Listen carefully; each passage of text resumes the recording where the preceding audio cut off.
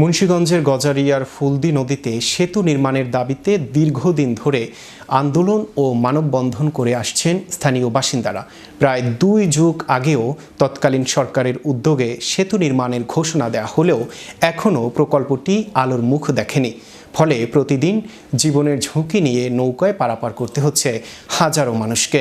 নদীর 2 পাড়ে রয়েছে একাধিক শিক্ষা প্রতিষ্ঠান, বাজার এবং সরকারি বেসরকারি বিভিন্ন দপ্তর। বিশেষ করে শিক্ষার্থী, রোগী ও কর্মজীবী মানুষের দুর্ভোগ চরমে পৌঁছেছে। বর্ষা মৌসুমে নদীর স্রোত ও বৈরী আবহাওয়ার কারণে পরিস্থিতি আরও ভয়াবহ হয়ে ওঠে। তখন পারাপারের সময় ও খরচ দুটোই বেড়ে যায়, পাশাপাশি বাড়ে দুর্ঘটনার আশঙ্কা। স্থানীয়রা দ্রুত ফুলদি নদীর উপর একটি সেতু নির্মাণ এবং মুন্সিগঞ্জ সদর গজারিয়ার সংযোগ সহজ করতে কার্যকর উদ্যোগ গ্রহণের দাবি জানিয়েছেন। সংশ্লিষ্ট কর্তৃপক্ষ বলছে, বিষয়টি গুরুত্বের সঙ্গে বিবেচনায় রয়েছে। এলাকাবাসীর প্রত্যাশা, মুন্সিগঞ্জ 3 আসনের সংসদ সদস্যের সক্রিয় হস্তক্ষেপে দ্রুত সময়ের মধ্যে বাস্তবসম্মত পদক্ষেপ নেওয়া হবে।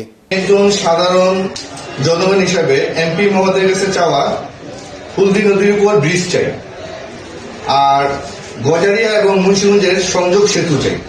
আমরা মুন্সিগঞ্জে সংযোগ সেতু চাই, ফুলদি নদীর উপরে একটা ব্রিজ আমরা চাই। এই দাবিটা এমপি মহোদয়ের কাছে, নতুন এমপির কাছে গজারিয়াবাসীর পক্ষ থেকে আমাদের যে ফুলদি একটা নদী, ওই নদীর ব্রিজটা আমরা জনগণের একটা প্রত্যাশা। মুন্সিগঞ্জের সাথে গজারিয়ার সংযোগ একটা সেতু চাই।